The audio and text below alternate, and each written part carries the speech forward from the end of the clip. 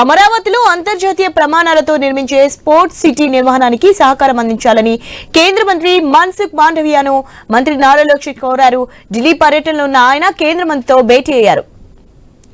అమరావతిలో రాజధాని నిర్మాణ పనులు శరవేగంగా కొనసాగుతున్నాయని కేంద్ర మంత్రికి వివరించారు. క్రీడల అభివృద్ధికి ఏపీ ప్రభుత్వం ప్రాధాన్యతనిస్తోందని చెప్పారు. ప్రపంచ స్థాయి శిక్షణ సౌకర్యాలను కల్పించడం, జాతీయ అంతర్జాతీయ వేదికలపై వివిధ క్రీడా విభాగాల్లో అథ్లెట్లకు మద్దతునివ్వడం స్పోర్ట్స్ సిటీ ప్రధాన లక్ష్యమని పేర్కొన్నారు. ఏపీని స్పోర్ట్స్ హబ్ గా మార్చేందుకు సహకారం అందించాలని కోరారు.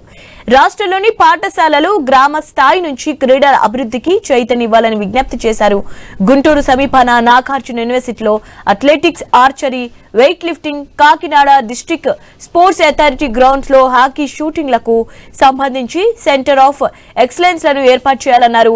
అటు ఢిల్లీ పర్యటనలో ఉన్న బ్రిటన్ మాజీ ప్రధాని టోనీ బెయిలర్ తో లోకేష్ భేటీ అయ్యారు. రాష్ట్రానికి సంబంధించిన వివిధ అంశాలపై ఆయనతో చర్చించినట్లు తెలుస్తోంది.